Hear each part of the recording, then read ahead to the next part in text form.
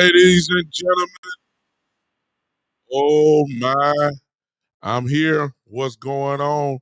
What is going on, everybody?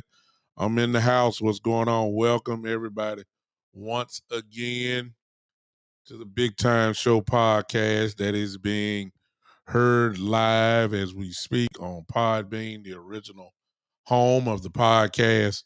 And of course, we are presently on Facebook Live on the Big Time Show channel, the Sports Empire Network channel. We are live on Twitter. We are live on, my goodness, I forgot everywhere else, but Jesus, y'all ought to know by now. Oh, I'm sorry. How could I forget? We're live on YouTube. We're live on the Sports Empire Network YouTube page as well, the Big Time Show YouTube page as well. Listen, if you have not subscribed to any one of the channels that I'm on, why don't you go ahead and do that? You can do that right now. You probably have an option there to press the button that says subscribe.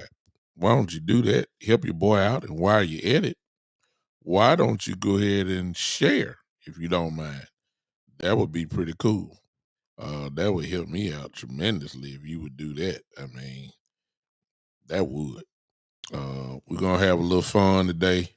Well, some of y'all gonna have fun because some of you guys are probably gonna come back at me, um, and tell me how wrong I am, which I welcome.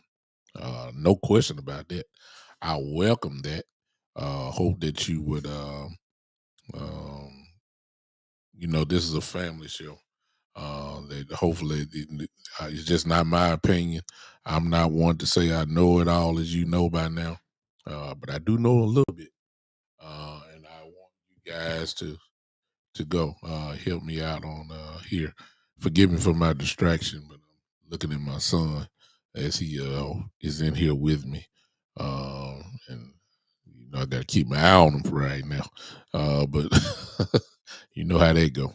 But it's been a while. I haven't been with you guys since Monday at 7 p.m. What's up, Joe? I see you. Key in the building. What's going on? Miss Ty, I see you over there. I see you in Podbean. I see you here. And whoever else is on here who has not spoken to me, why not? Why not? Speak up. Hello, what's going on? Let's go ahead and get into this on today. Let's go ahead and get into this on today. I appreciate everybody here. Listen, it never fails. It just never fails. Uh, it is the same pattern every single. It is the same pattern every single off season. It's the same pattern. It never changes. It's almost. It's the only thing that changes is the same faces. Maybe that's about it. That's it. On just the same. The faces may change, but the same system is in play, and that is the system of the Jones family. Jerry, in particular, Jerry and Stephen Jones. It just never fails. It's almost the same playbook every offseason. It's the same. And we're gonna give you the example of it today that has me to the point, ladies and gentlemen. I'm just gonna tell y'all now. I might as well go ahead and get this thing started. Listen, I'm not. I'm not about to go through this again this year. I'm not about to go through it. I'm not. I'm not gonna do it. I'm not going to do it. I'm not fit to drink no Kool-Aid. I'm not about to be optimistic. I let all other Cowboy fans, they want to be optimistic. I appreciate you. I will let you be optimistic. I will let you say whatever it is that you have to say. I'll let you have it. I'll let you have it, and I'll let you have your optimism.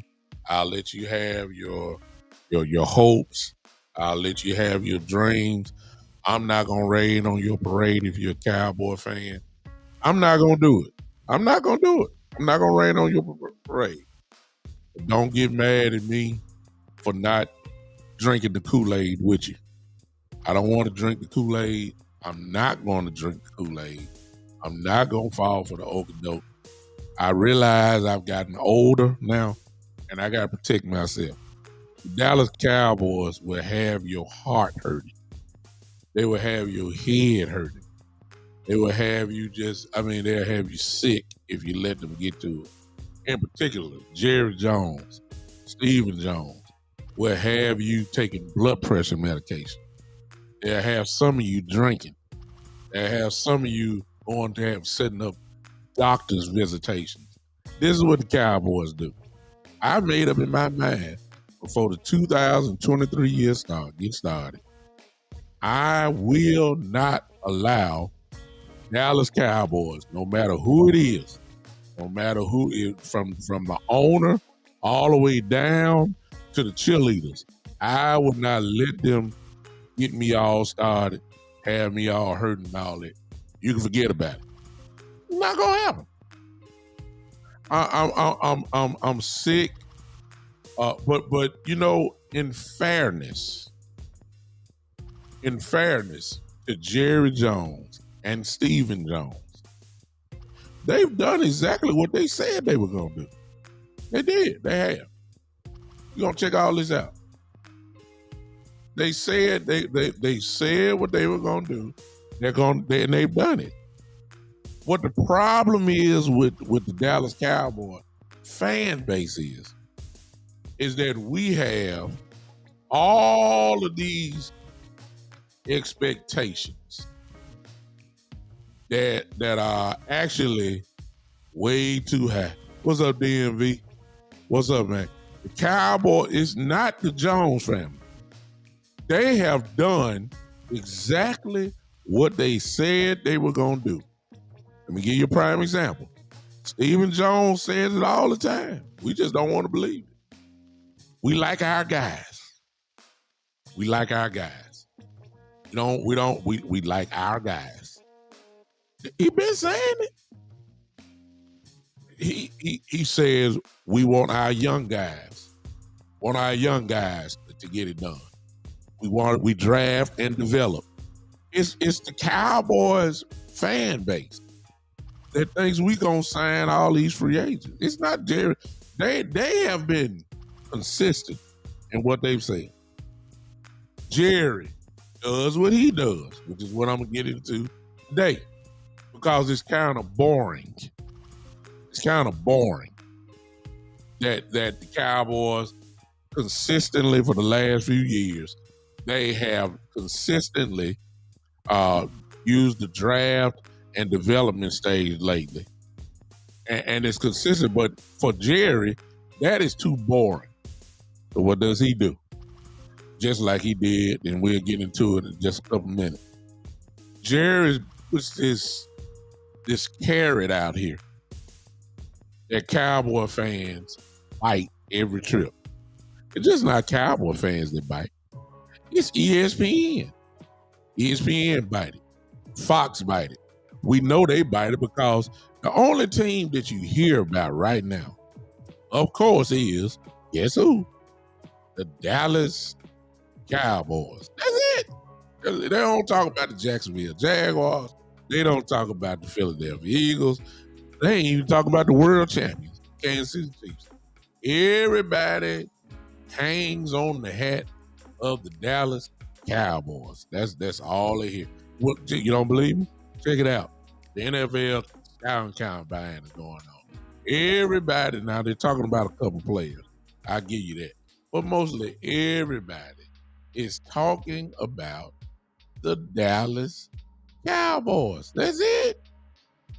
And Jerry Jones, once again, gave the whole world something to talk about. And I don't like it.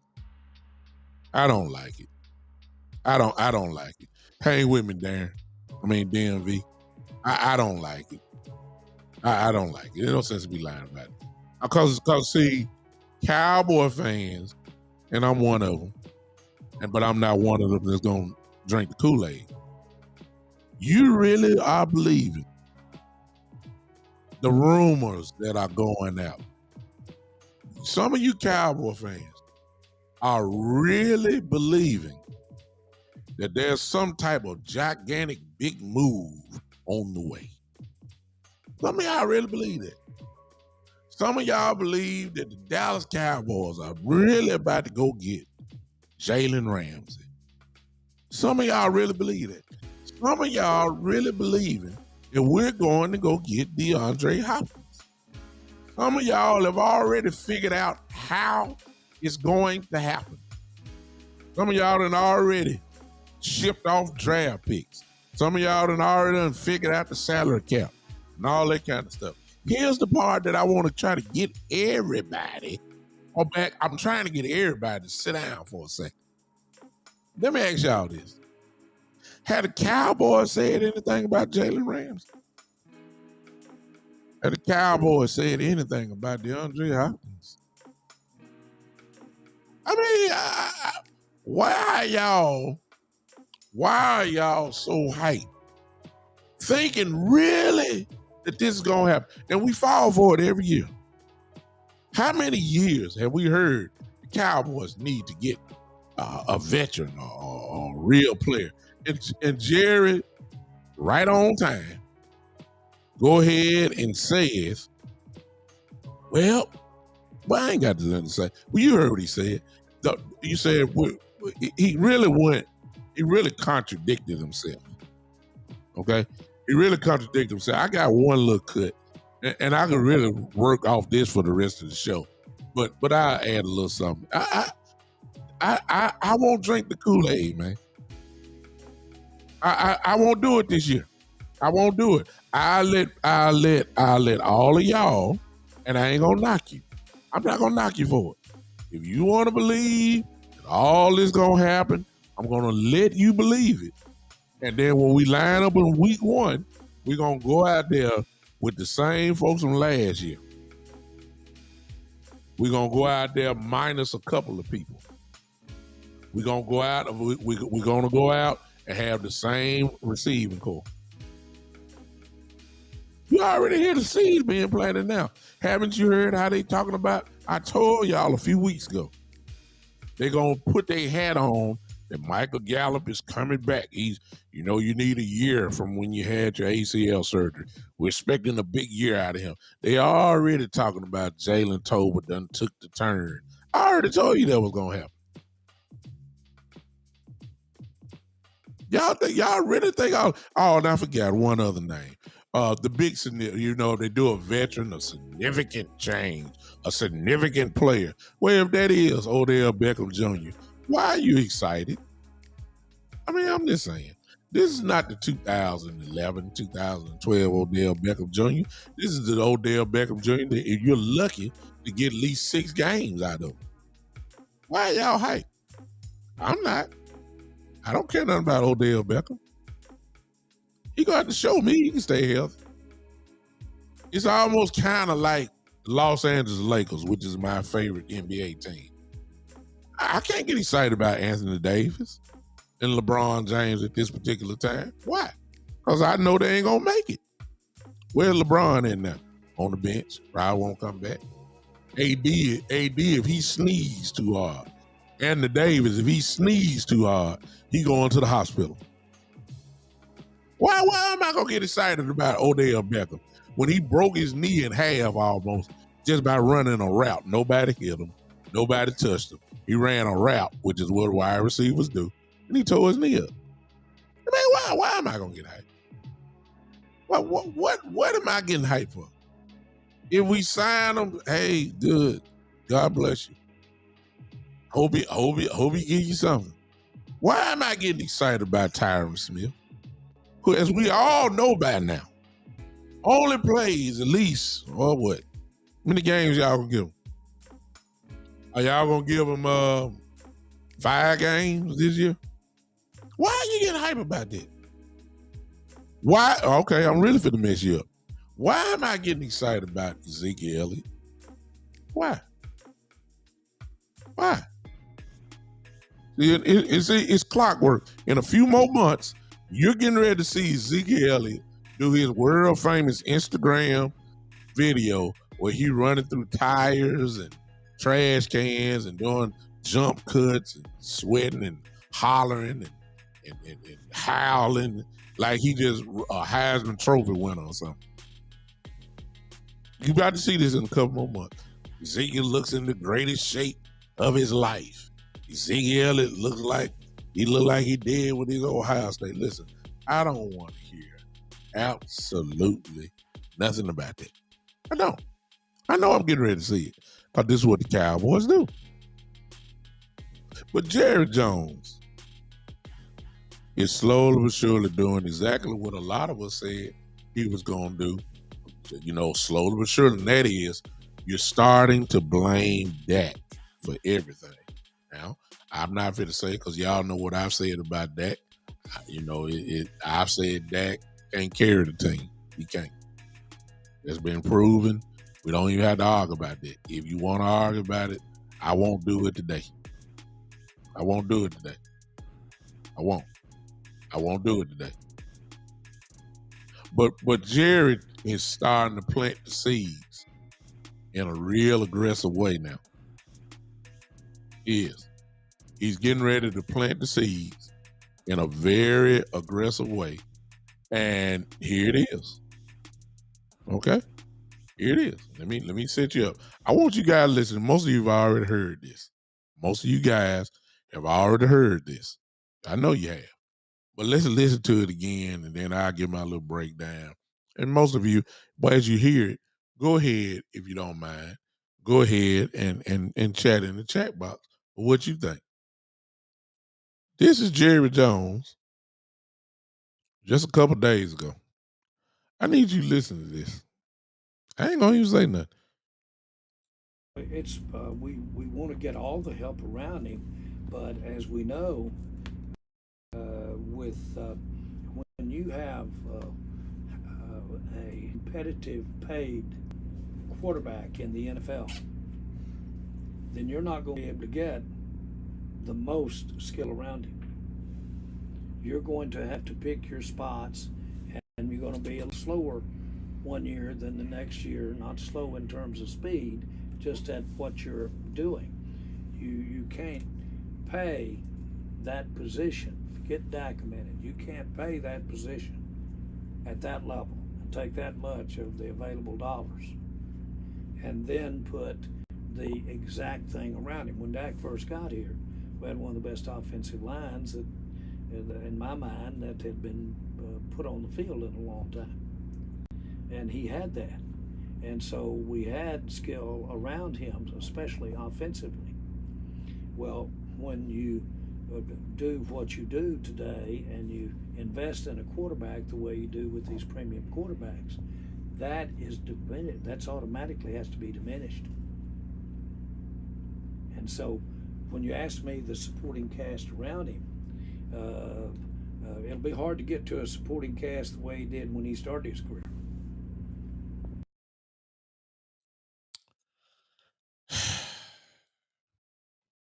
Are you kidding me? First of all, I mean, where do I begin with that? First of all, let's get one thing right. When he first got there, he just got drafted, which means he was on his rookie contract. And yes, you had the offensive line back then.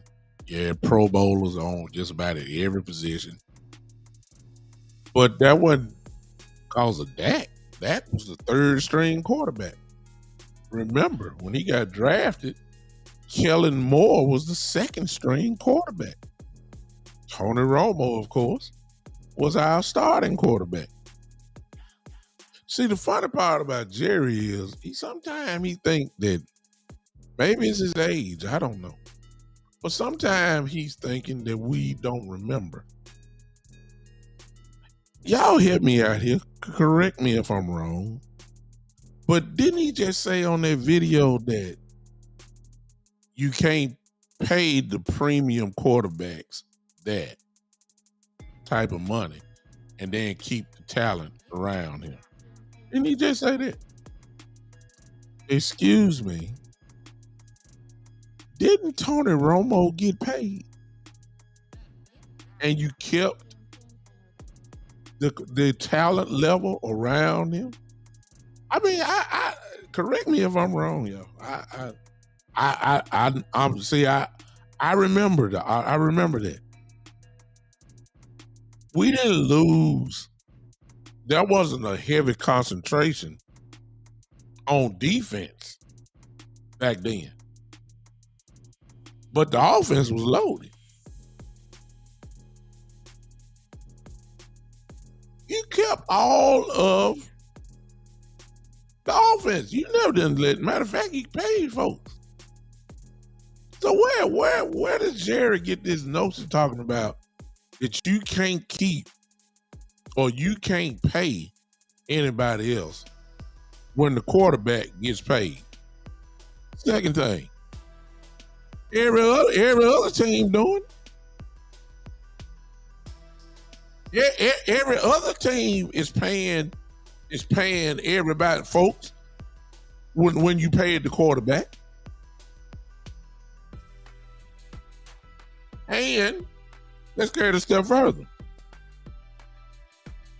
They making you look bad because the world champions, the Kansas City Chiefs, just lost a top 5 receiver in Tyreek Hill.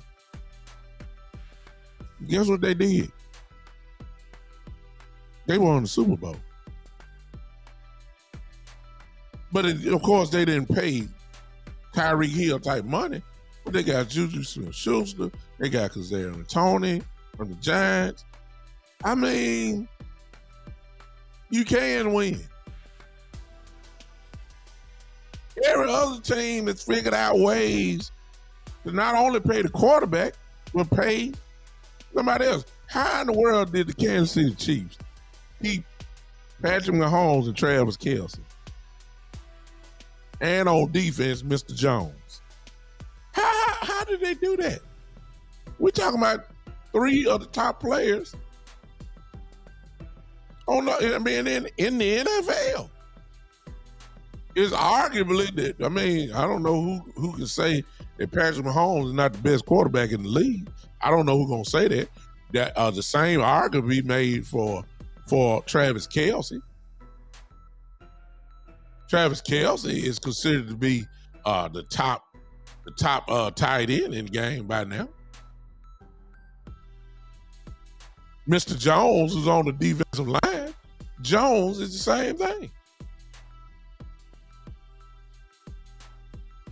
Jones is the same thing. One of the best. Where you keep all that? You paid him. You manipulate the salary cap. You figure out a way to do it. Jerry's already kind of give up, and this is the truth, because he's been setting this up for the last few years, y'all. He ain't trying. He ain't trying to do it. He got the power to restructure deals and all that. First of all, stop hanging on to folks. It's time to let go of. It's time to let go of Tyron Smith. Why are we entertaining paying him again? I don't care how TB may be. He ain't gonna be on the field enough for us. It's an argument that could be made about Ezekiel Elliott. It could be made and say, hey, it's time to go. That'll free up a lot of cap room so you can go get folks. Instead, Jerry really is conceding to you guys. He's conceding to you that they are going to stay on the same draft and development stage that they have been doing. They're not going to sign free agents, y'all. But y'all figure that out. They're not going to do it. They're not. If he complaining about the pie, y'all just hear what Jerry said. Well, you can't. We want to surround him with talent, but when you pay all the money to the quarterback, you can't be as strong as you need to be because the money is there. Well, guess what, y'all? How in the world you think about signing a Bobby Wagner or all these type of people? How in the world you figure we're going to do it? They're not going to do it. Second thing is, well, we don't need that. We can trade. Some of y'all think we gonna trade. Ladies and gentlemen, if you've been a Cowboy fan for the last, 10 years at least, you already know that the Cowboys value every draft pick. This is the way that they build their team. They're not fit to trade away picks to go get a DeAndre Hopkins, and the price that got to be paid to get a Jalen Ramsey. What y'all think we gonna trade with? The 5th round pick of this year and the 3rd round pick of next year? No, you're gonna have to pay a steep price to get a DeAndre Hopkins or to get a Jalen Ramsey. How in the world do y'all think we gonna do that? Somebody started a rumor, whether they came from inside the Cowboys organization or somebody just talking. My bet is somebody just talking. But Jerry Jones has to give something to let the Cowboy fan have some type of hope.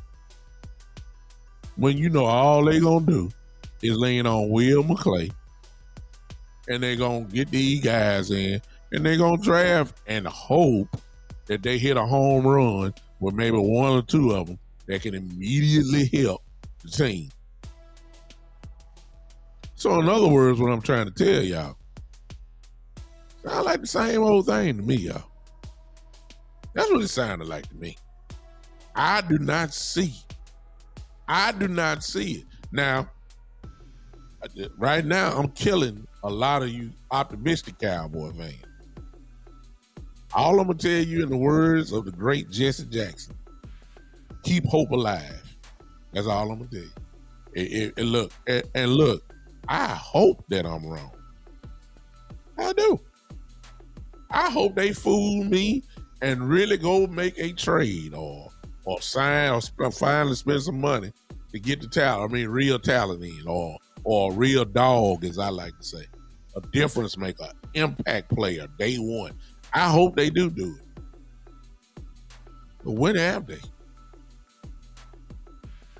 When have they ever done it? Look. They believe in their system. They believe in their strategy, and can't nobody stop them from. They just believe they're gonna win their way, while the rest of the league, slowly but surely, keeps passing them by.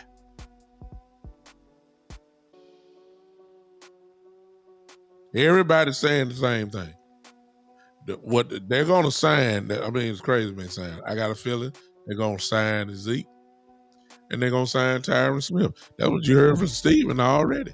Like, we want him back. Yeah, I mean, hey, that's a good problem to have Tyron Smith there. That's a great problem to have, and I tell you, Tyron Smith. And he talks about Tyron Smith like this is 2010. I mean, that's how they talk about Tyron Smith. He's not the same guy. He's not. And I'm sick of everybody acting like these guys are the same guys. This is the same problem that we had with holding on to Sean Lee too long. We held on to Jason Witten way too long. I mean, it's the same loyalty killer of the Cowboys. In some positions, we need to be rebuilding. There are some we need to be upgrading in. There are some positions we need to be reloaded. That's why with the 26th pick of the NFL draft, y'all looking for some sexy stuff. Y'all looking for another cornerback. Y'all looking for some real sexy type stuff. Listen, they're going to draft a lineman. They're going to draft a lineman. They're going to draft another lineman. And there's nothing wrong with that. Good. I mean, you drafted first round pick last year, Tyler Smith. You get another first round pick, another lineman. Hey, you building for the future. I'm good with it. I'm good with getting another lineman. He may not starting off, but sooner or later he gonna hit the field. I don't have no problem with getting another lineman. You gotta take care of Dak. You got to get him ready for the next few years. And for those thinking that Dak Prescott is going somewhere, he's not. He ain't going nowhere. Dak Prescott ain't going nowhere. He's locked in. All they're going to do is restructure his contract. He's not going anywhere. And let me tell you something. The truth be told, a lot of y'all probably, you need to start rethinking. You really don't want him to go nowhere. Because what is your alternative? The next great Dallas Cowboy is not in college right now. What? Even if we draft a quarterback, they're not ready. Y'all, some of y'all talking about Hooker from Tennessee. He's not ready. He's athletic, yes. He can pull the ball down and run, yes, but he's not ready. A lot of y'all talk. I mean, what? You ain't getting Bryce Young. You're not getting C.J. Stroud. I don't know who came over their room. That the Cowboys are really interested in C.J. Stroud. Do you know what you're gonna have to give up to go up that high in the draft and get a C.J. Stroud? Do you understand what you're gonna have to give up? Do you really believe the Cowboys are getting ready to really look at C.J. Stroud? Give me a break, y'all. Some of the Cowboy fans have lost their mind. Y'all know how Stephen Jones feel about draft picks. Y'all killing me. You're killing me with this. When you done been through this every offseason, some of y'all need to calm down. Come on down to zero. We're not going to look. If they do it, I will be so shocked. If the Cowboys go out and make a trade, I will be so shocked. If the Cowboys give up draft picks, I will be. Somebody gonna have to pick me up off the floor. If we some kind of way go out to get a Jalen Ramsey, which I say is 0%. If you're talking about getting somebody like that, ladies and gentlemen, is you know the price that got to be paid, y'all. I mean, I don't see how everybody's getting hyped about this stuff.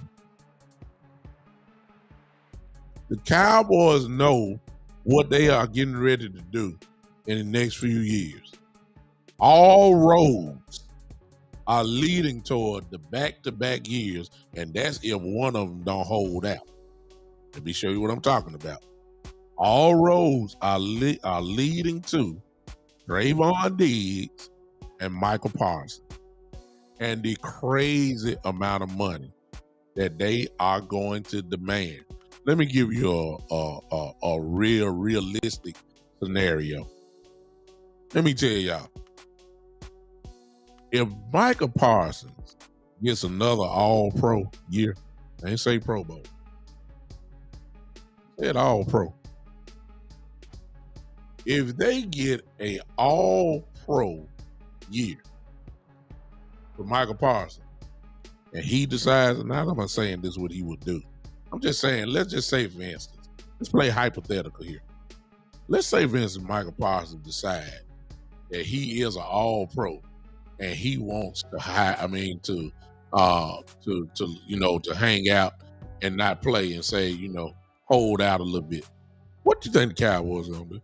I mean, that'd be 3 years, 3 first-team All-Pros. What do you think that they're going to do? They ain't got no choice but to pay him. What if Trayvon Diggs decides to hold out? What do you think? I mean, this is where all the money is getting ready to go because we ain't got no choice. We talking about premium players. They're going to have to do something that they don't want to do, and that's pay guys. But you can't let go of Michael Parsons. You can't let go of Trayvon Diggs. You're going to have to pay him.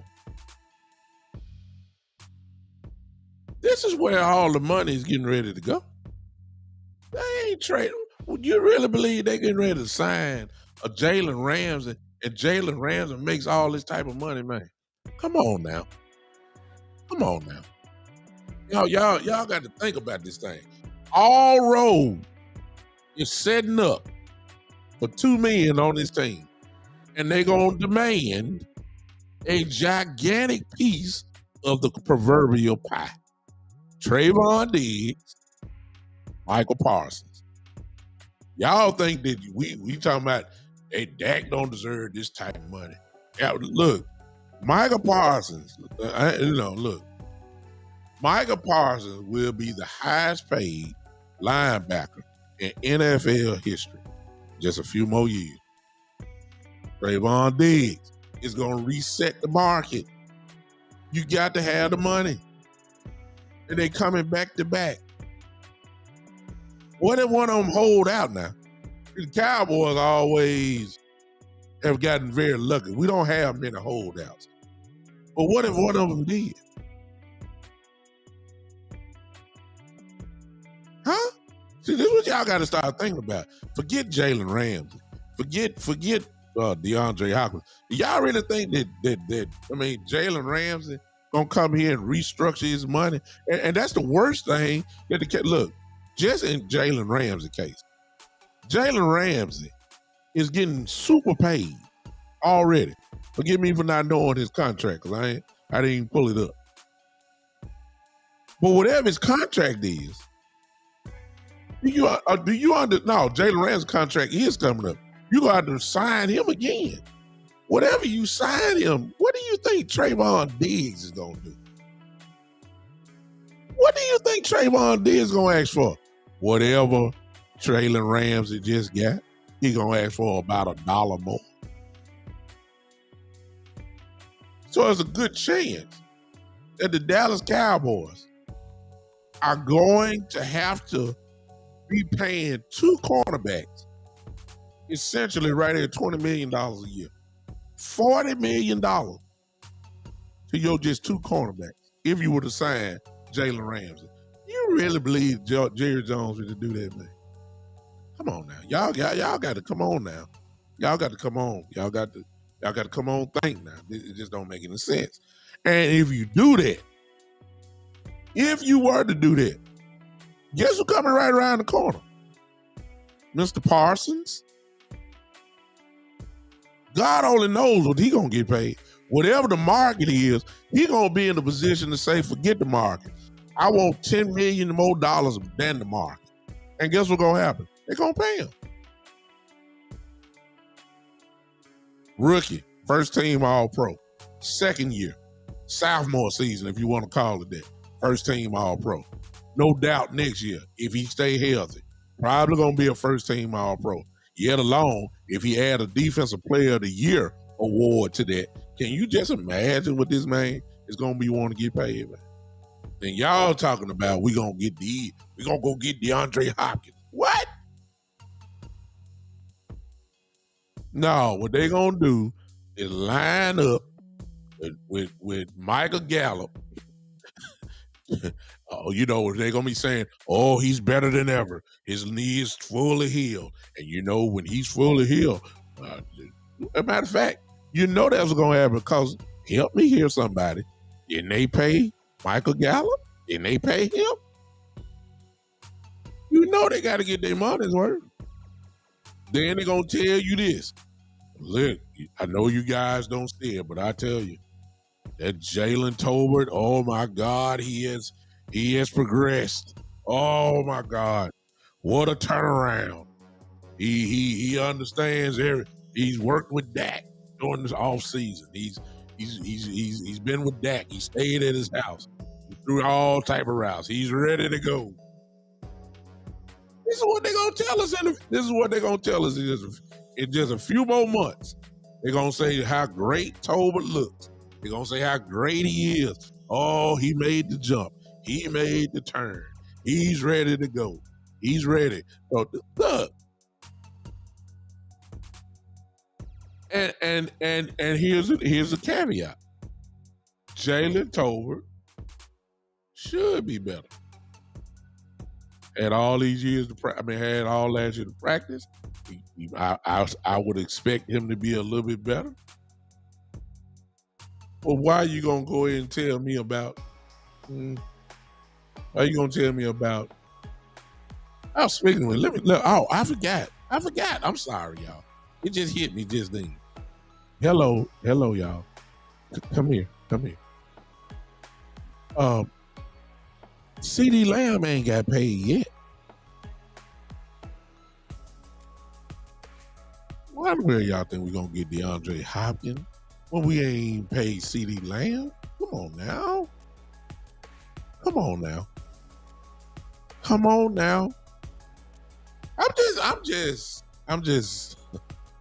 I'm trying to I'm trying to get y'all to stop drinking Kool-Aid at such a violent rate. You get too much sweet and you lose your mind. Look, we ain't paid CeeDee Lamb yet, who's coming off his second Pro Bowl season. Hello? Y'all calm down, please. The Dallas Cowboys are going to do what the Dallas Cowboys have always done in the last 10 years. They are going to draft and develop, which we do well. And they're going to hope that a couple of these young guys that they get turn into something quickly. That's what they're hoping for. Hey, they're not going to get our wish list. Y'all can forget about this Bobby Wagner stuff. Y'all can forget about Jalen Ramsey. Y'all can forget about DeAndre Hopkins. Whatever other name you want to throw out. If it is somebody, it's going to have to be at the Cowboys' price, a very reasonable, real price. Cheap, in other words. If not, let's get ready for free agency. Day 3, day 4, where we go get all these bargain free agents. I don't know why y'all keep thinking something's going to change. They do this every year. When do we shop, y'all, for free agents? When? Y'all tell me. When has it ever been different? Day 3, day 4. And we draft, and look, here's the system. When we go ahead and get those guys from free agency, watch this, it's always for depth. It's never a true super impactful type guy. It's always for depth. And some of the depth guys are pretty good. Don't get me wrong. Obviously, we got to have depth on our team to get it right. But some of y'all really want the first. Y'all want all pros in the draft. In free agency. Y'all want all pros. This is not how we operate. It's not how we operate. These guys are dedicated to doing it their way. Now, in fairness, listen, y'all, this is a part y'all ain't gonna like. In fairness to Jerry and Stephen Jones, and I guess in a sense, Coach Mike McCarthy, they won 12 games in 2 consecutive years. Let's not forget that. They won 24 games in 2 years. No other team other than the Kansas City Chiefs have won more games. I already know what some of y'all saying. I already know. Well, we worried about the postseason. I understand. I'm not even going to come against you about that. I get it. I know we hadn't won. Not to the level that we supposed to win. I get it. I'm not even going to. It's facts, what you're thinking and what you're saying. But you still can't negate the fact that you won 12 games 2 straight years. Now, you ask me why I'm saying that? Okay, I'll tell you why. When you win 12 games in this league, not that far off. Not that far off. 12. Not that far off. You don't need too much. Better figure out. You got to give these guys credit. You can't say a lot of folks. I'm reading in the chat line. In true fairness, a lot of y'all saying they don't know what they're doing. Listen, I can't get with you on all that now. Ever since Mike McCarthy's been here, other than the Dak Prescott injury year when he had the big injury. Other than that year, they've been productive. I mean, I know y'all don't like Steven and Jerry. I understand. But you still can't negate the fact it's hard. It's hard to win 10 games in this league. It's hard. They won 12 back to back. When you're 12, this is just me figuring. Now, y'all may be doing different. This is me. I said this, that when you're 12 and 5, 12 and 4, whatever it is, I said you just need a couple of guys, not the whole team. You just need a real impact player on whatever side of the ball you want. I'm saying a real impact player.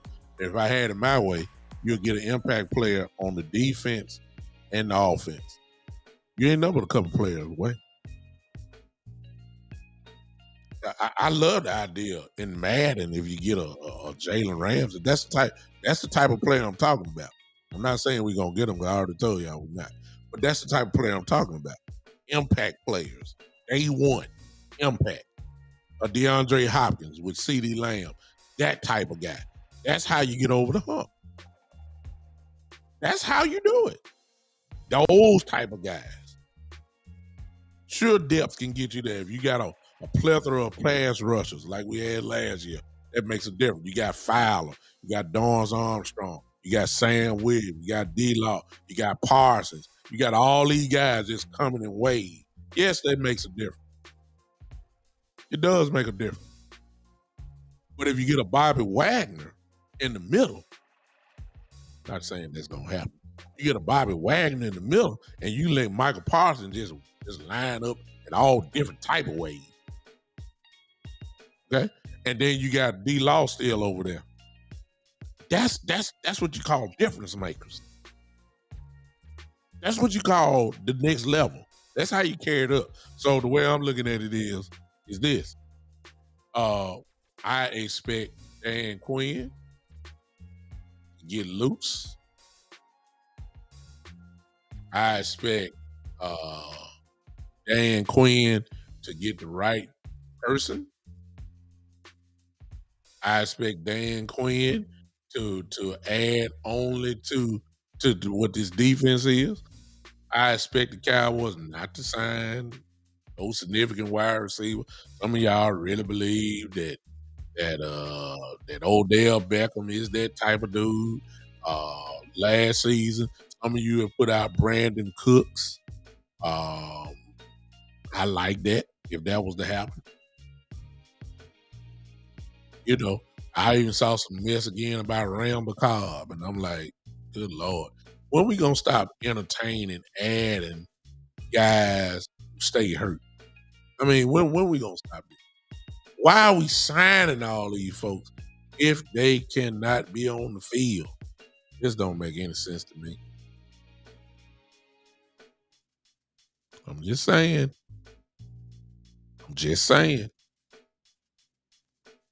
If it's Odell, I'm looking at Odell Beckham like I'm looking at Anthony Davis from the Los Angeles Lakers. It's not a matter of if he gonna get hurt. It's when. See, it don't make. Well, we need to sign Tyron Smith. Yeah, get him back. Look. If you telling me I supposed to get hype about Tyron Smith, and if he do like he did last year, just about missed the whole year, what am I getting excited about? I'm just saying. I mean, I ain't been excited about Tyron Smith in the last 2-3 years because I'm getting the same thing. He ought to be ready next year. Good Lord, he missed the whole year. You get this whole off season. I mean, his body ought to be about as best as it could be.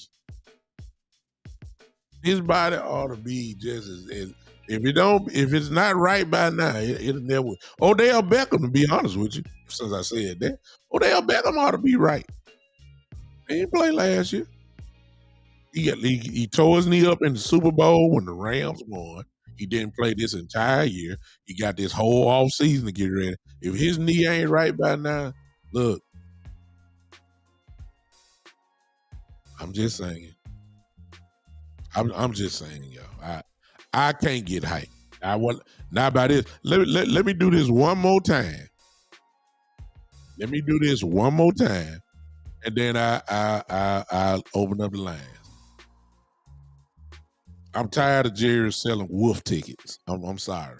I ain't finna buy it. A lot of y'all done bid it already. I ain't buying it. But he was truthful about what I'm finna show you now. This is their mentality. He's trying to plant the seed that is Dak's fault. See, you should have did all this when you made the transition from Dak to Romo in his rookie year. When you knew that Tony Romo was not going to be back as a starter for the Cowboys, you should have did all what you can do, because sooner or later, Dak Prescott was going to have to get paid. He started off in a grand way. Y'all remember? NFC Rookie of the Year, Offensive Rookie of the Year. I mean, hello. You knew he was going to do it. What did you surround him with during that time?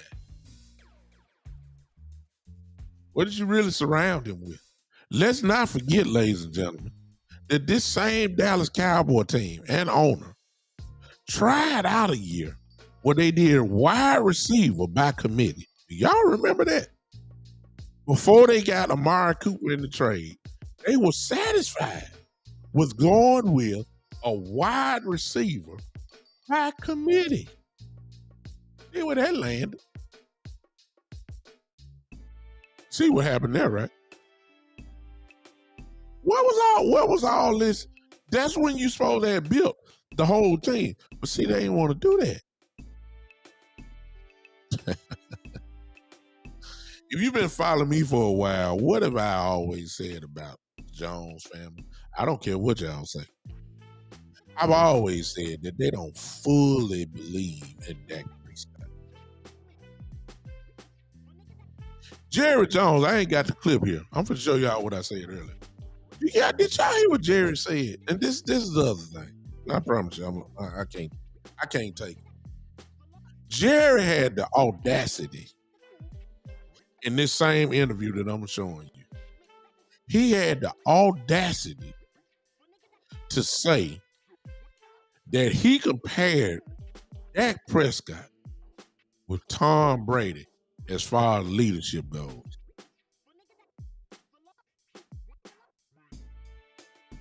In other words, Tom Brady was able to take any and everybody and make a world champion out of them.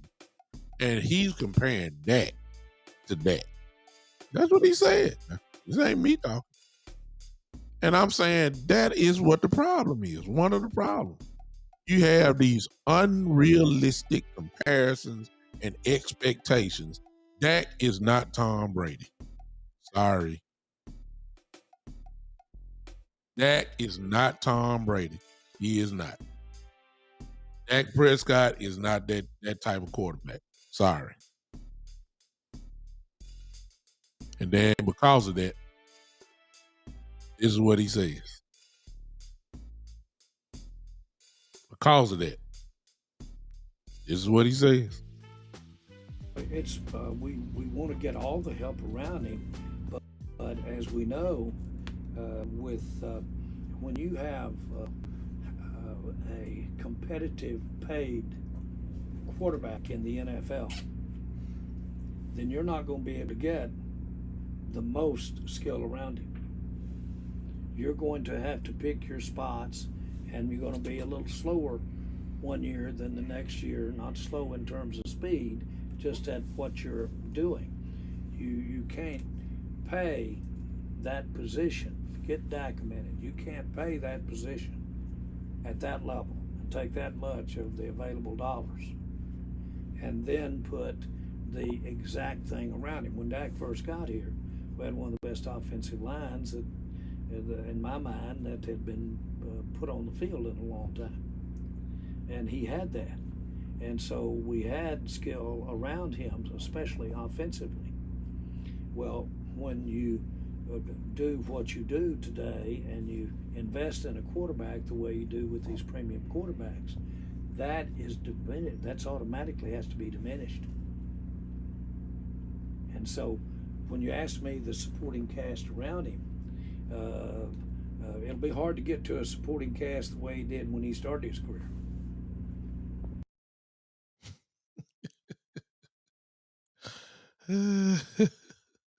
Yeah, but you made that supporting cast with Tony Romo and paid Tony Romo and paid those offensive linemen and paid Dez Bryant and paid Jason Witten. See, you can't run that game by me. See, I'm old enough to remember. You paid all of them. You paid all of them. You paid Marion Barber. You paid DeMarco Murray. Well, forget Marion Barber. That was a little bit before. But you paid DeMarco Murray. Hello. And you sure enough paid Romo. You paid Romo. We were having the same arguments about Romo that most of us do about Dak Prescott. What was that argument? How in the world do you pay Tony Romo all that money and he ain't done nothing? That's what we were saying. That's the same thing folks saying about Dak Prescott. But you paid him. And you paid everybody around him top dollar. Now all of a sudden, it costs too much. See, Jerry is killing me. Y'all heard it for yourself. Y'all think I'm just saying something. I got some more of these clips here from the interview he did. It's mind blowing to me. And somebody gonna say, "Man, look, Jerry's just playing chess with y'all. They're just putting something out there that they can just smooth it over, but they're really working behind the scenes. They really are doing it all. Jerry just put it out there. You just stay tuned. Stay tuned. Stay tuned. Jerry is going to go ahead and get it done. Just watch. He's working behind. Jerry is doing this. I'm telling you, he's an all man. He's slick. He's really getting it all together. Just watch what Jerry gonna do. Y'all keep on drinking that Kool-Aid. This is my position for the year, y'all, because I'm tired of it. I'm a Cowboy fan. I'm gonna have my jerseys on and everything else. All I'm waiting on, y'all, I'm gonna let y'all have. That's why I ain't put too much about the draft and who we should be getting and who we shouldn't be getting it. I let all my guys who do all the draft stuff. I'm tired. I ain't doing it. I'm not doing it. I'm not gonna talk about free agency because in my mindset, I will come out if they shot me. But I ain't gonna talk about free agency because I already know what they're gonna do. This is my position all the way through the off season, all the way through the preseason game. I'm on this is my position like this. This will be my position until week 1. Let me know who I'm lining up with, and then I'll tell you exactly what we're gonna do. Until then, I'm just like this. I ain't getting hype over nothing. I'm sorry. Y'all can have it. Y'all can have it, and I'm not knocking y'all. Most of us I'm gonna watch the draft. I'm gonna watch the draft. I'm gonna applaud whoever we get in the first round. Welcome to the Cowboys. Second, third round, all the way down. Welcome to the Cowboys. Hope the guys, do well. I'm gonna do it, but I'm not about to get hype, y'all. I let y'all have it. I'm gonna get on here every Monday and Saturday, like I do now, and I'm just gonna keep talking the same thing. It's the same off season. I'm gonna be just like this. Here I am. They're not gonna do it to me this year. I'm gonna be just like this until week 1. Don't come telling me, oh my God, they look so great in the preseason. Mike McCarthy, he's really calling the plays well in the preseason. He's doing this. He's looking okay. He's doing great. I tell you, he's doing wonderful. Be just like this. I don't want to see nothing until week 1. Week 1. That's when I get the schedule ain't even out. Week 1. Once I see week 1, and the week leading up to the game, that's when I unfold my uncle. By then, I know who we have. I know how many of these draft picks y'all get excited about. Some of them will be on the practice squad. That's when I get hyped. Let me see who I'm dealing with. Let's get through the injury bug first. Who ain't going? Lord have mercy. Tyron Smith don't need to play nothing. Tyron Smith don't need to do nothing at all. Since we love him so much.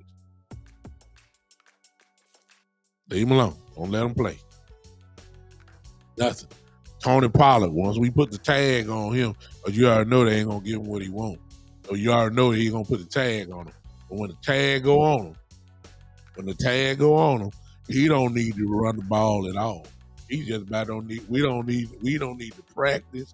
He don't need to play no preseason game, which he's not anyway.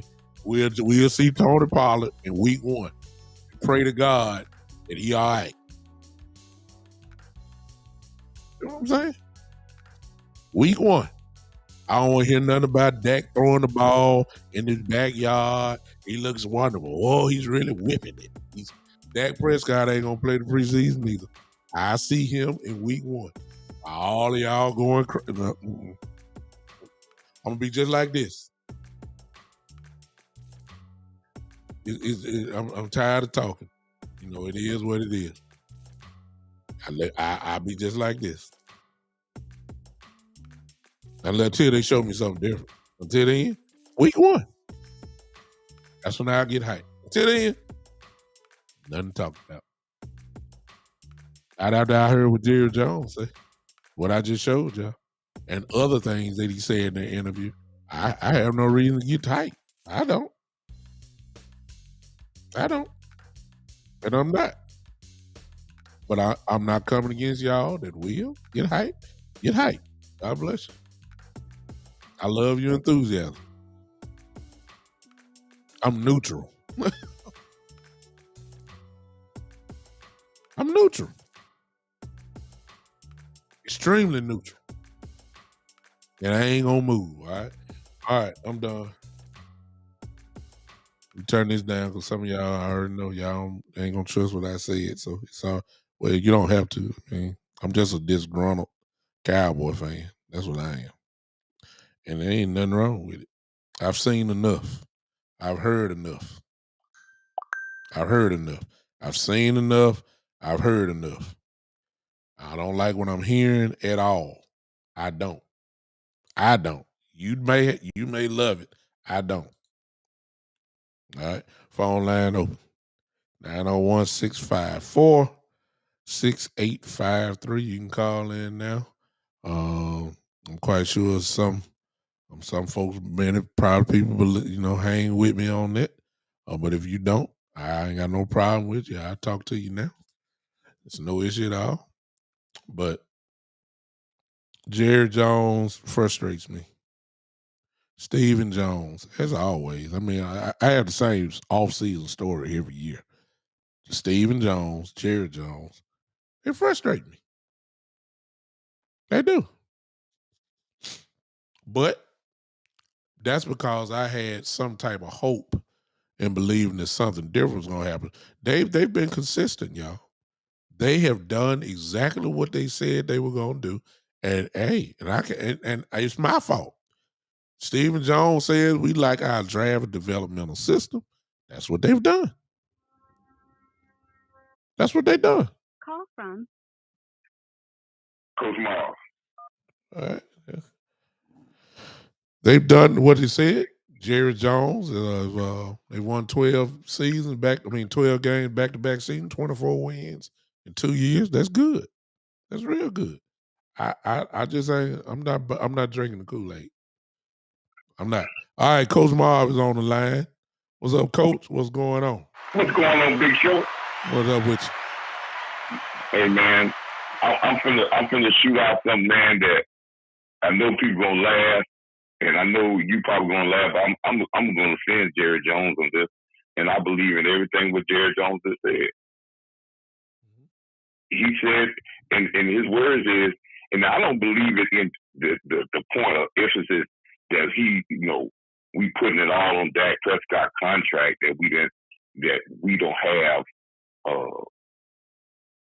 a multitude of free agents in every different position area. We got the best defensive linemen. We got the best linebacker, the best defensive backs, the two best defensive backs, two number one wide receivers, the best running back.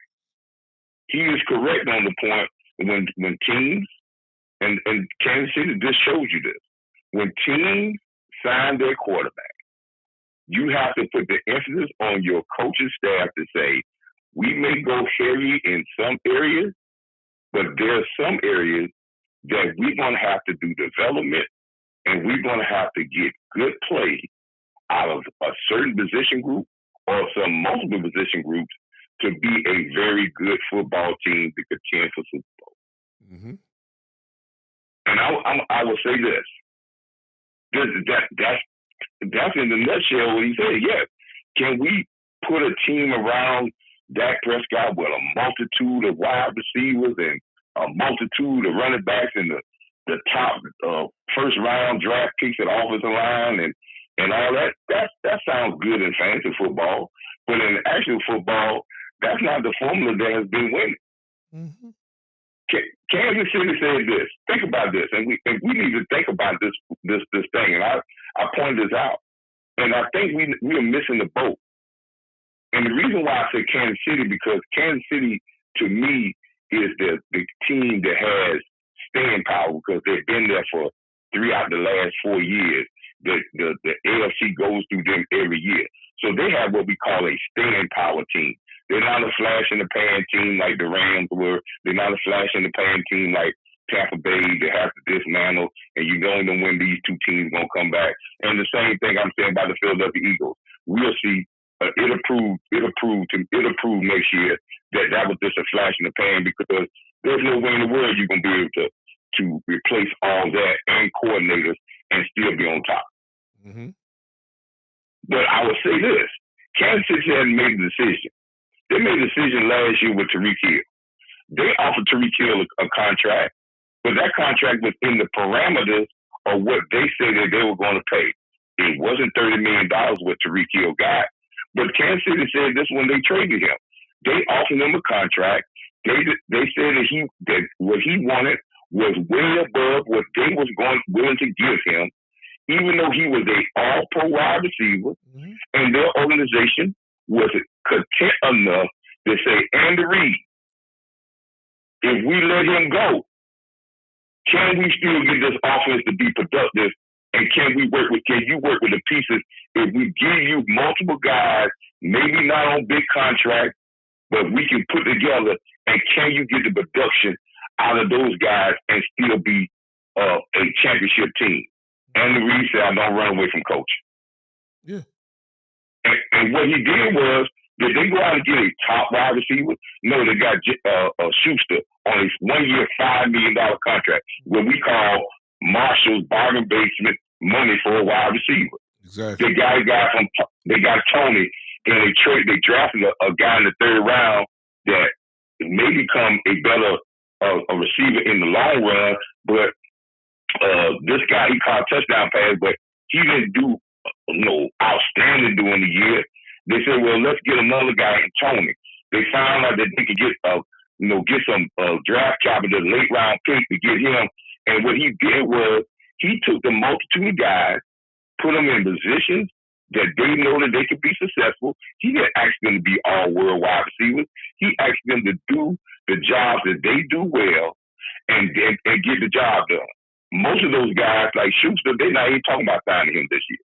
They automatically, he already know he was just there for 1 year to do that job, and he's going down the road. Yeah.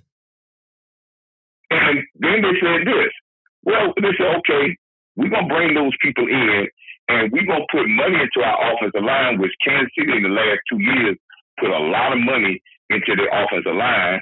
And then they said, well, Andy, we can't pay for everybody for you to have top players everywhere in your whole organization. So what Andy Reid said, we're going to use the draft picks that we got at linebackers in the last 2 years, and we're going to develop and we're going to put these guys on the field, and they're going to ball, and we're going to get three rookie defensive backs, and we're going to let them play all year, and we're going to be the 10th ranked defense in the league, and we're going to get better as the year going, and we're going to still be a solid team. And what it did, it pulled up. They're in the Super Bowl, and they won the Super Bowl again. Yeah. Because they didn't run away from coaching. They developed their players, and they knew that they had to go lacking in some areas, which they let some guys go in the secondary in the past 2 years that were starters in the previous Super Bowl. Yeah. But that's where the Cowboys are at. Yeah. Cowboys are telling everybody that we have built a multitude of talent. Yeah. And now it's time for us to switch out the coaching staff on the offensive end, like we did the defense. Mm-hmm. And it's time to say, hey, I need to get more out of Jalen Tolbert. I need to get more out of this the kick returner. I need to get more out of my players that I have that have talent, because it's going to cost me more money hopping around trying to buy a free agent here. Because remember this, with big-time free agents, if you are able to sign them from other teams, it's two things that's happening with that free agent.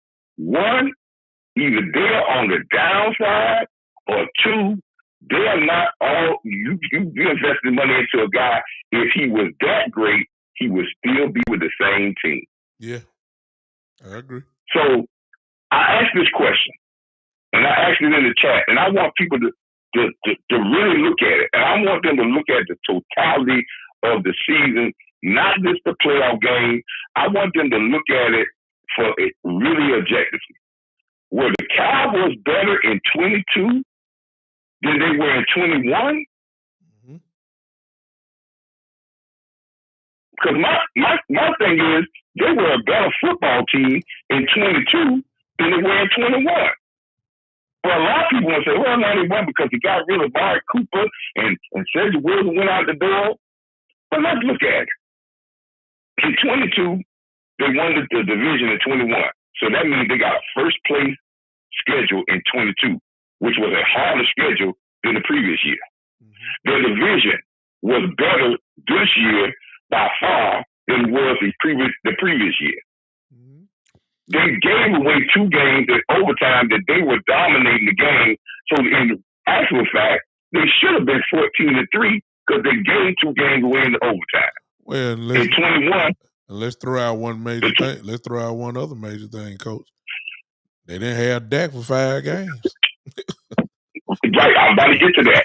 Their offense would have been better statistically because when Dak was there, they was ranked almost one of the number 1 offense. So if you put Dak was there out of 5 games at the same pace, their offense would have been just as good or better than it was the previous year. Their defense was better last year than it was in 21. So when Mike McCarthy gets up there on that podium and says the progression of his team is getting better and they're building towards a championship, we have to look at teams that won championships. They didn't happen overnight. Some of the players that came up big was guys that been there 2 or 3 years. If you look at the Philadelphia Eagles team, why they in the Super Bowl? If you look at the year before, some of those guys that they got assigned as free agent, like 2 of the offensive linemen that was all-world offensive line, were there for 4 years. It was their last year of their contract.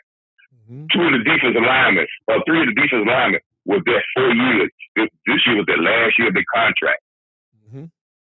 They got a bargain basement corner back last year in Bradbury who came to Philadelphia because he was hurt the previous year. So they got him on a bargain deal at $5 million, a Marshall bargain deal. Now he wants to be paid. Understand? Yeah. So they're doing the exact same thing that we're talking about the Cowboys are doing by bargain base. but they hit big, but they put Jalen Smith in Jalen Hurts in an offense that was conducive to make him successful. They were a run-first team, and as the year built, they gave him opportunities to pass the ball. And if you watch film, if anybody out there watch film, the receiver they got, Brown, he ran 3 routes all year. He didn't run no complex route. He ran 3 routes all year, and that's how he got all his pass yards. He didn't do no complex because the offense would allow him to run those 3 routes and to get open. So if the Cowboys in a better spot when we talking about salary cap, listen, man, when you're in the salary cap, when the Cowboys say at the end of the year and you $7 million to $8 million over the cap, that is one of the best situations you got. They can make 2 moves tomorrow and be under salary cap without even breathing hard. They can cut Melvin Gallimore and cut Jay Lewis, and they'll be even with the cap right there. Yeah. So when they're talking about team building, they're doing this. Hey, they're putting the point where now they say if we have to pinpoint the guy, maybe the one guy, or maybe another guy that's going to come in that's going to have that All-American year, all that All-World year, a couple of guys to get us to the point that we're going to get better to the point that we can get over the hump. But we're building a team for a long run and dominance. Not just we'll throw all the eggs in the basket 1 year and come up short. Because let me tell you something, we glorify the Eagles. Yeah. But Eagles threw all the eggs in the basket last year. But this is going to be a 2 or 3 year rebuild because there's no way that you can sign that many players and keep it on the cap because now everybody wants big time money. Yeah. Then the last point, the first person on this thing we talking about signing players, the only player that they really have to worry about at this point in time by signing to a big term deal, and this is what they need to work on, is Diggs. Yeah. Because Diggs is not a first round draft pick. Next year is his lame duck season. That means he's on the last year of his contract. And yes, if you don't come to the negotiating table to give him an extension that will start, now the extension won't start next year.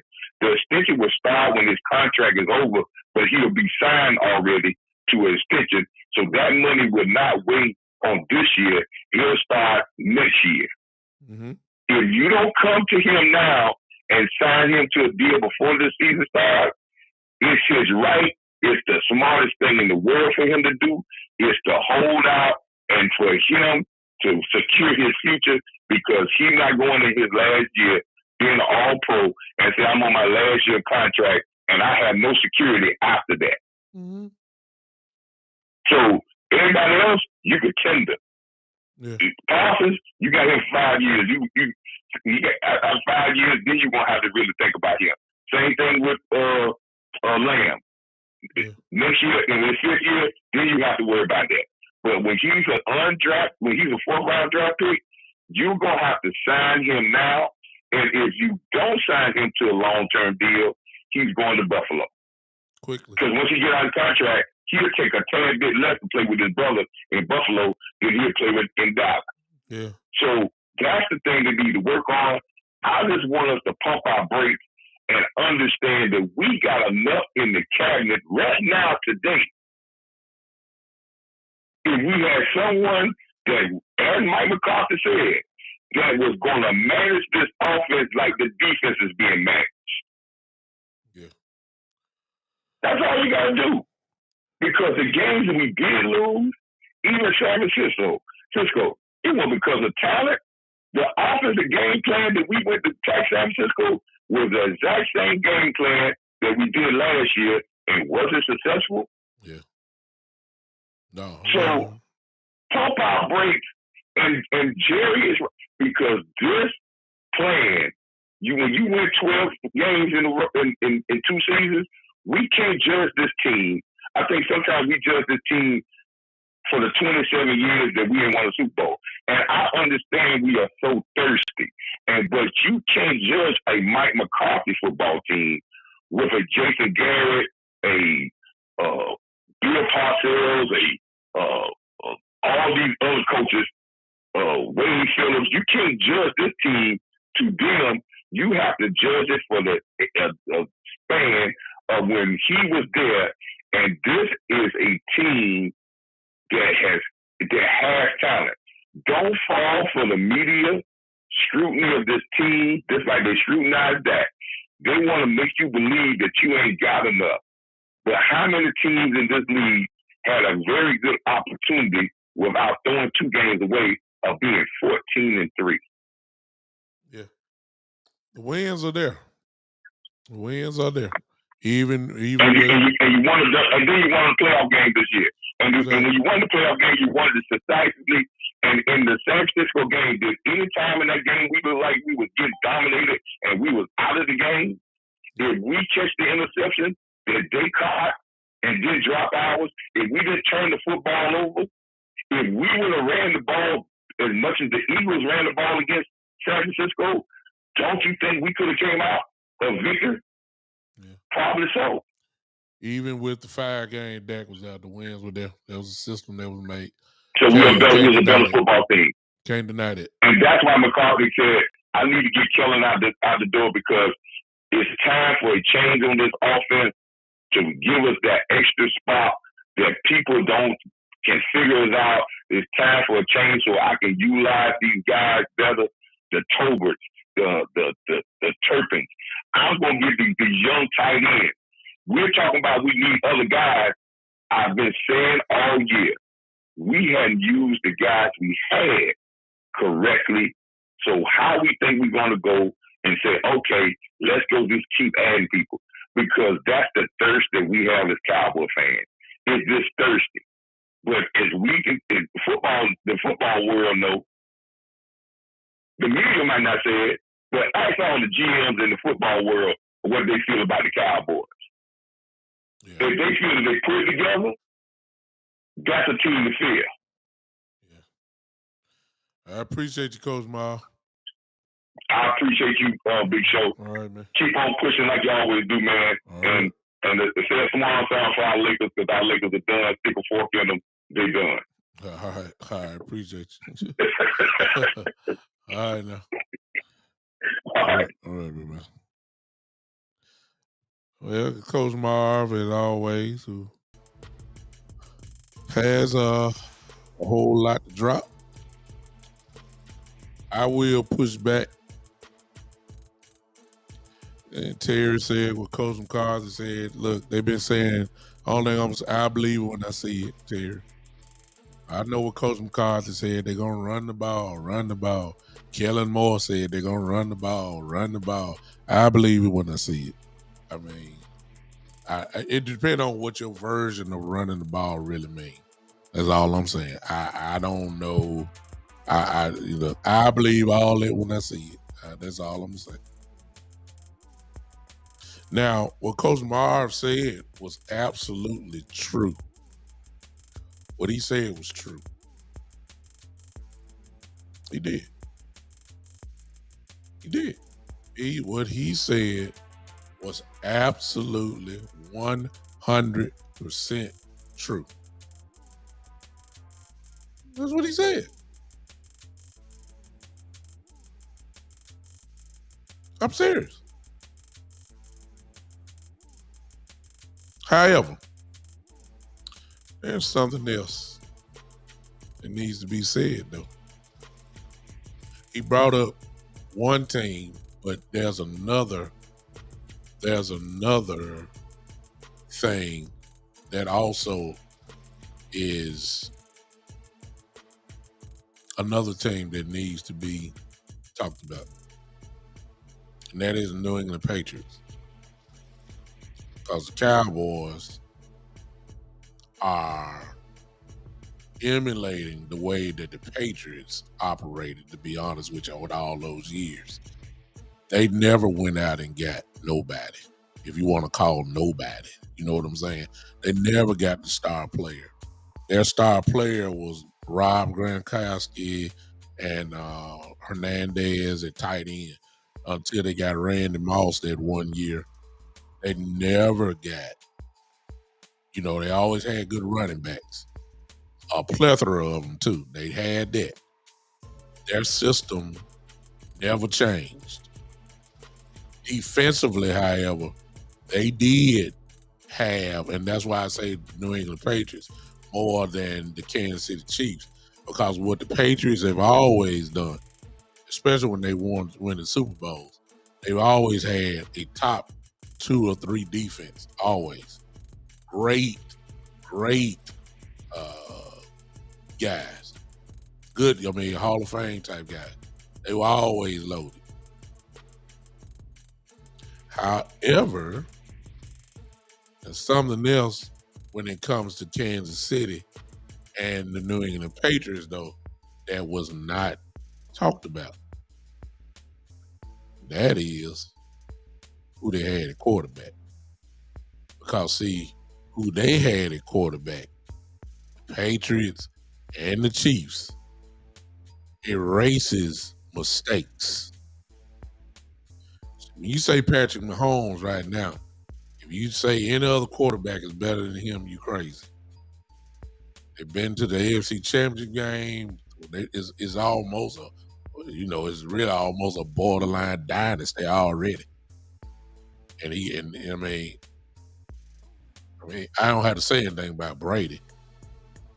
Brady made guys better. Dan Amendola, no fact at all with anybody else. It was Brady, almost looked like an all-pro. Wes Welker, with anybody else, he's a nobody. With Tom Brady, all-pro. Julian Edelman, my God, Julian Edelman just stopped playing football when Brady left. He ain't still had plenty in the tank. With Julian Edelman, with Brady, he was an all-pro, all-pro bowler, all-pro. Take him away from Brady, nowhere to be found. Brady made guys better. Patrick Mahomes, take away Tyreek Hill, guess what he said? I don't care. Go give me Juju, who everybody say ain't a number 1 wide receiver. Give him to me. I got him. Go get y'all want to trade away Tony? Y'all, because he had problems with the Giants and all that. That's fine. Okay. Bring him to me. Bring him to me. Since y'all got a problem with him, bring him to me. I got him. Y'all take away Tyreek Hill from me. Guess what I'm going to do? I'm going to go and win the Super Bowl. What I'm going to do? I'm going to go that's what I'm going to do. Now, what Coach Marv is saying is that we got the same, we got enough players to go on. Some of you believe that Dak is enough. I'm going to go and tell y'all now, you ain't going to like what I'm saying. But it's just the truth. He's not Tom Brady. He's not Patrick Mahomes. And that's not saying that Dak Prescott is trash. I'm not saying that at all. That's not also saying that he's not good. I'm not saying that either. I'm just saying he's not Patrick Mahomes and he is not Tom Brady. I don't care what Jerry. Later on this interview that I had up here earlier, you'll hear Jerry Jones comparing Dak Prescott to Tom Brady. That's what he said. And in his mind, he is starting to believe that Dak Prescott can do the same thing that Tom Brady can.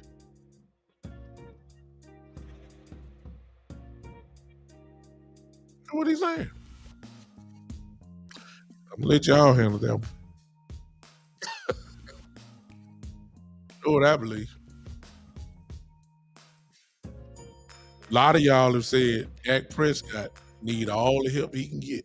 A lot of y'all said he needs as many weapons as possible.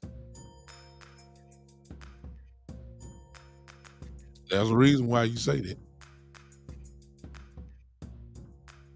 You gotta have that type of dude that type of dude,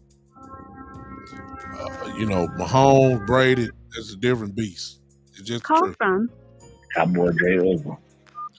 Cowboy Jay Ugly, what's up, man? What's up, What's Cowboy? going on at the time? It's been a minute. What's up, man? How you feeling, man? Oh, I'm feeling good, man. Talk to me. Ready for the draft. I'm ready for the draft. I keep hearing everybody talking about they want to get the Hopkins and all these other guys and trade for what's the cornerback name? Jalen Rams. I ain't getting hype about that. Jalen Ramsey. I'll let you get hype about But that. I feel like this. We just need to keep doing what we're doing and drafting our players and getting better as a unit and try to get the best talent we can. If not pay too much out of free agency because you're overpaying free agency. Get something that's doable that's gonna help our team since we committed to that. We still need to draft a quarterback.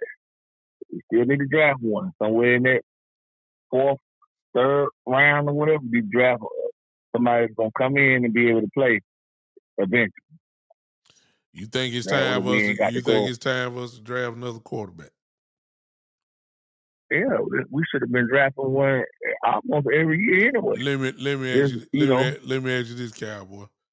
Because see, if you're talking about the quarterbacks that the Cowboys are rumored to be talking about, when you start talking about the kid from TCU, and then you start talking about the kid from Tennessee or Florida. I'm sorry, from Florida or Tennessee.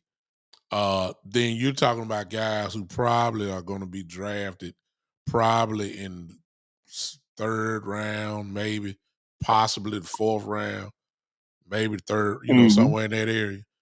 When guys are drafted that high, they, unless you got a situation like a Jordan Love and Aaron Rodgers type, where you just waiting on Rodgers to retire, even though Jordan Love was drafted in the first round. But it's only because of Aaron Rodgers. He ain't been on their field yet. But when you start drafting guys that high up there, the expectation is they supposed to be on their field before long. So my question to you is that, are you trying to, you say, I know you're supposed to have a quarterback, and I understand the Cooper Rush situation. I understand that. But are you drafting slightly and thinking about Dak Prescott leaving or getting traded? Of course. Oh, okay. So you think he's 30? You talking about leaving? He's 30, okay. And that's young. And he's 30, and that's young, Cowboy. But he going into.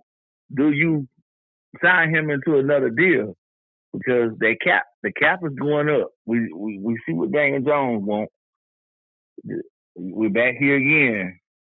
The cap is going up. I doubt the Cowboys going to extend him. So, like they say they're going to. Let me ask you this, because I can go on nipping in the bud, because this answer really my whole question. What do you feel about Dak Prescott?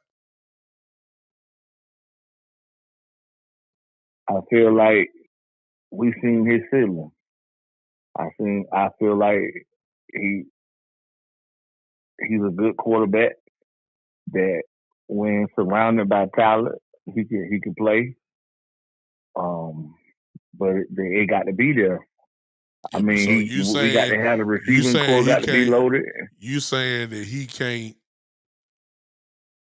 You saying really that he can't get the job done as far as becoming a world champion? That's what you going with. You don't think he can lead?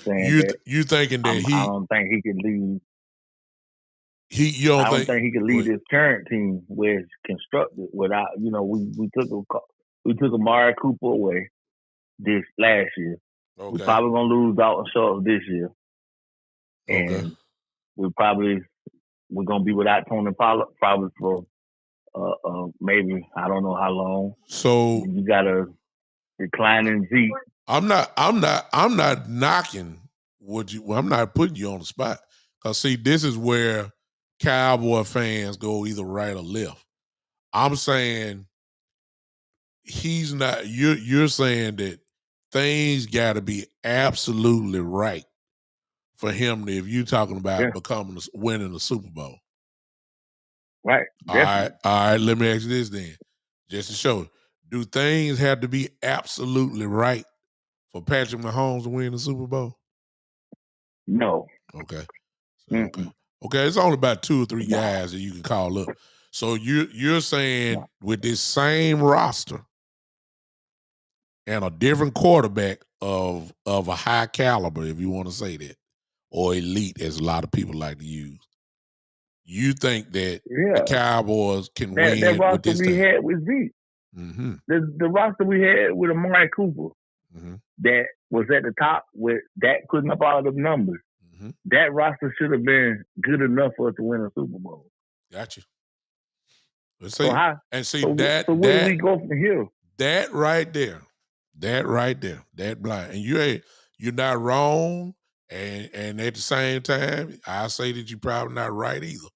But that line right there is where Cowboy fans are divided. Because there are people who really believe that Dak Prescott can win the Super Bowl with the way that he is. And then there are others that believe there ain't no way in the world he can win the Super Bowl unless everything is right. And then my brother's on here, Marlon Haynes. My brother is here. And this is what I've said about, it was almost in comparison to Russell Wilson. There was a time when the Seattle Seahawks were doing well and their defense was so incredible. And they won with Russell Wilson. But something clicked for about 2 years. And they won a lot of games because of Russell Wilson. That's when you go to the next level. Now, the funny thing about Dak is this, Cowboy, and this part where Cowboy fans had to give Dak his credit. Dak Prescott, we won a whole lot of games because of Dak Prescott. And then there's been some games, of course, where we won just with Dak Prescott. There's a difference in the level. It's a whole lot of games that we should have won, last year included, that you can point towards that. But then there's also a lot of games that you can point towards that because we won. And that's the frustrating thing with most Cowboy fans on that. Well, I'm going to tell you this. The last 2 years, how I determined the Cowboys record is, I said, okay, when I go and look at the opposing quarterback, I say, can Dak outplay this quarterback? And if he can, I count it as a win. But if I feel like he can't, I put an L down. And I've been right on our record the last 2 years doing that. With a few games swung here and there, but the division games, I kind of give Dak the edge in that. Before Jalen Hurts last year, I said, okay, well, I know Dak can outplay all these. But when it comes down to the Herberts, the Mahomes, the Joe Burrows, those are where I was like, okay, that team coming in here, can Dak outplay that team if we get in the shootout? That's my train of thought. So, but you can't go that route, Cowboy, because there's a whole bunch of other stuff. That defense that we have, they ain't gonna allow it to get to be a shootout. And in fairness to that, now we got a defense. Yeah. But I still, in my mind, I'm like, can this quarterback? Let's just say our defense have an off game. Can this quarterback? Can Dak elevate us against this quarterback over here that normally I know is going to put up some points? The only thing that I will say to that is he's already done it. He beat Burrow. He beat Justin. He did beat Burrow. He beat Herbert. Matter of fact, he put up, if we just go last year, and I understand Hurts didn't play. And Cooper Rush beat Burrow, didn't he? Cooper Rush beat Joe Well, I'm talking about the year before. But Cooper Rush beat him. You're absolutely right. But I'm gonna go to the next step. I'm gonna go with I'll go with this one. And I understand that Jalen Hurts did not play, but their number one defense did play, and they played the whole game. And Dak Prescott put up 30, dang 40 points on them. So I'm saying that, you know what I'm saying? It can. Dak has stepped up too many times. He has. It's just that this is the divide line. Most people think everything got to be right. Some people don't. It really is not a right. You know, I don't know if it's you know, we get into real nitpicky stuff. But it's like you said, you believe that with the same roster, you believe you get a better quarterback in, they would have won the Super Bowl. And that's just your opinion. And it ain't nothing wrong with Well, I also believe that, you know, you can't take away from a guy and expect him to. I just don't think it's few of them that can do that. But everybody needs talent. Yeah. You can't just throw guys out there and say, "Here, man, cook this meal, and I'm gonna take some ingredients out for you, but I want you to make it. I want you to make it taste good now." Yeah. You can't do that. Like Amari Cooper was a big staple of this offense. Yeah, they missed and his numbers before he came, and after it was like night and day. Like you can't take a weapon of that magnitude away and then replace him with an unknown rookie that don't touch the field, or a walk-on rookie, or wide, or from that position, a wide receiver essentially by committee. Noah Brown, a 65, a 70%, a 70%. We tried that when Dez left. You know, a 70% Michael Gallup. You know, Michael Gallup was not you know, fully healthy. You had Noah Brown there, you know, all that kind of stuff. So, you know, it's a lot of factors that go in. But I tell you what, we're gonna find out this year. Because everything is there. We supposedly got a better play caller in Mike McCarthy. We also have, you know, things are right. We also got Dak is going to be, one thing I will give him, he gets better every year. Now, I know a lot of people going to point to the interceptions and all that kind of stuff. You know, I'm not going to harp on that.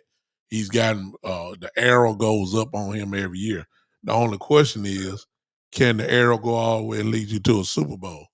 And there's a lot of other factors that are involved in it. So the jury is still out on that. That's all I'm saying. So I got two wishes that I want. I want them to get that, a big catch radius guy, so that can get some yak. A guy that's big, physical, and can run after the kid. I'll tell you. Well, let me ask you this. Since you said that, let me ask you this. Where do you want it from? Do you want it that from free agency, or do you want to wait and find somebody in the draft? Because there are some wide receivers. I don't care. Now, a player like that, I don't care how you get it, but we need to get it. Okay. If Kyle Pitts is available, go and get him. They ain't gonna get Pitts. Somebody that's gonna give him room for error to say, okay, the ball don't have to be perfect. Just throw it in my area.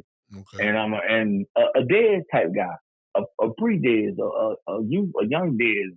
Somebody can say, okay, man, this guy here, the ball ain't gotta be perfect. Just throw it in his area, and he's gonna make something happen. We don't have that guy.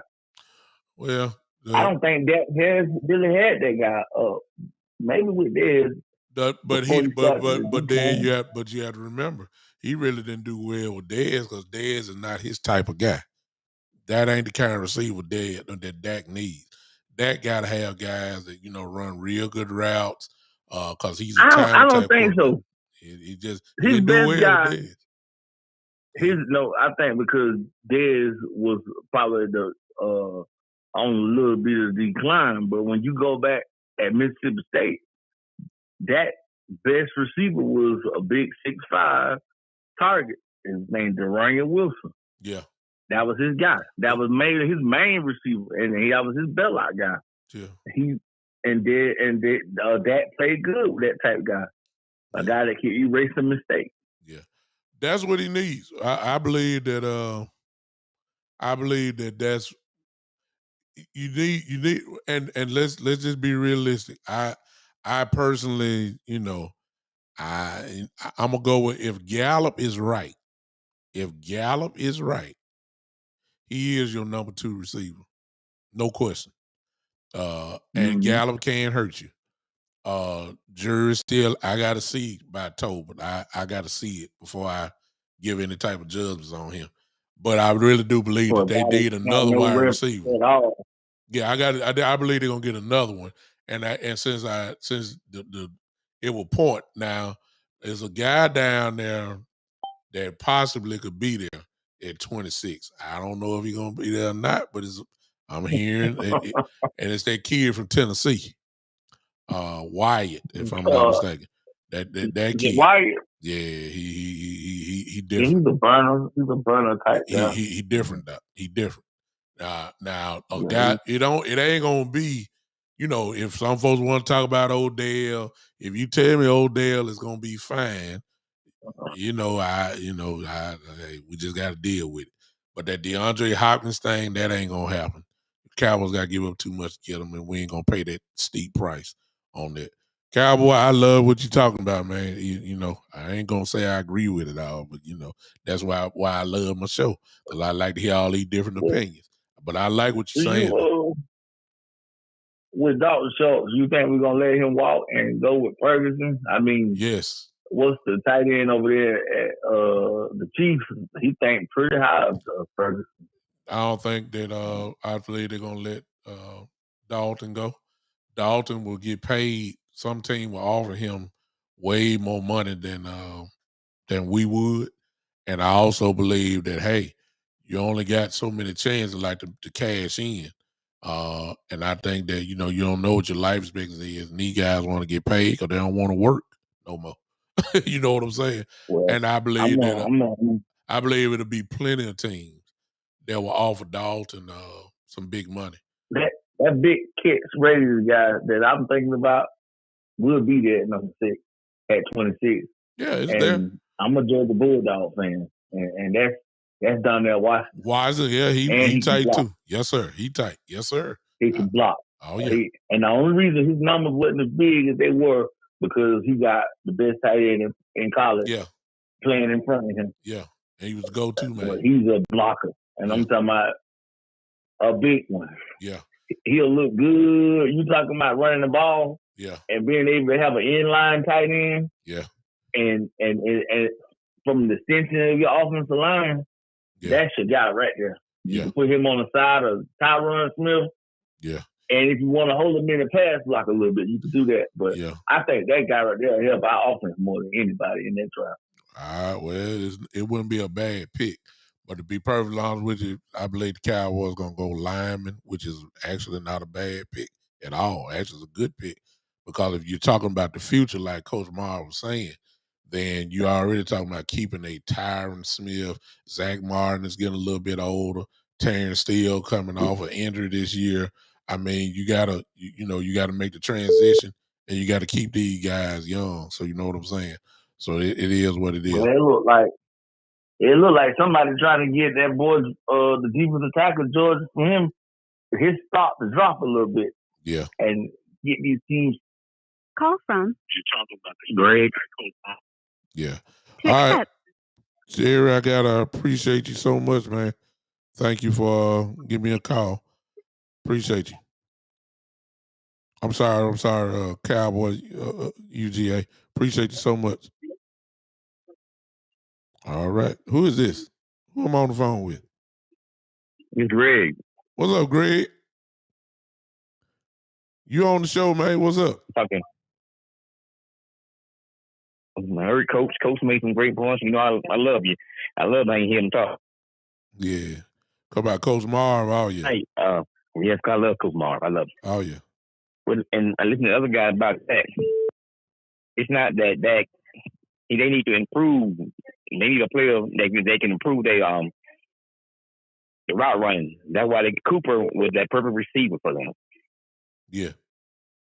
The route runner. That's their problem. Oh, yeah. There's no question. Yeah, ain't no question. The route runner. There's some great receivers in the draft. Yeah, no question. Our offensive line, I agree. I agree with you saying when you said I'm just like you when it comes to the off season. I don't be stuck until game 1 September. Game 1, Doc. That's all I'm looking forward to. I'm not drinking the Kool-Aid. Yes. I don't do it neither. I'm not gonna do it. No, I don't. All right, man. I appreciate you calling in, man. Okay. Thank you so much, bro. All right. All right, bye-bye. All right. Someone had called me from Texas. I don't know who you are. We about to close up the show in a few seconds, but whoever that was from Texas that just called me on 93. Well, I tell you what, don't call. I'm calling you. Whoever you are. I don't want to seem like I misguided you there. I don't know who this is, but here I come. Your phone is ringing. Brother, what's going on? Who is this, man?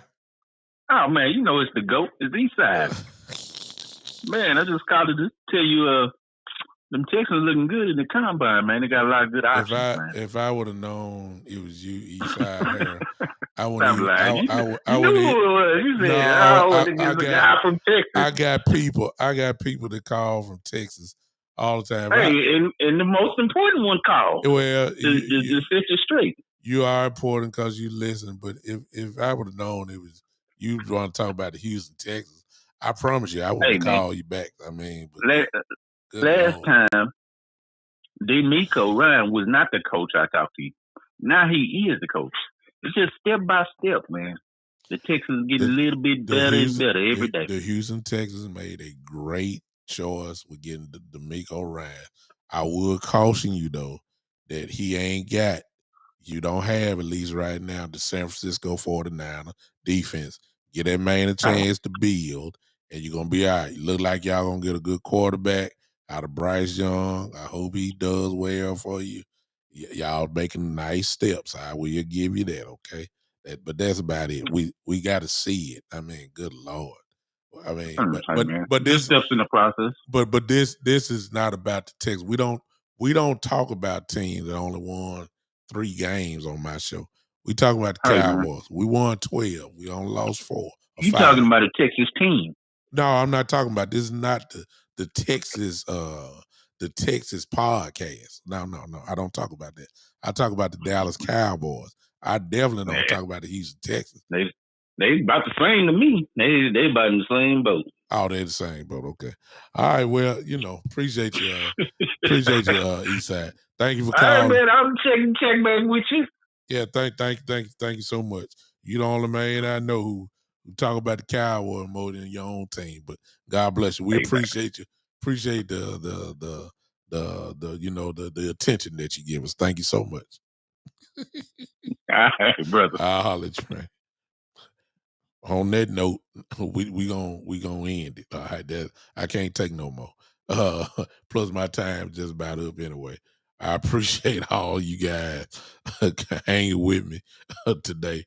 Eastside Harold, Eastside, if you still there, please never be the closer. You understand? Don't be the closer.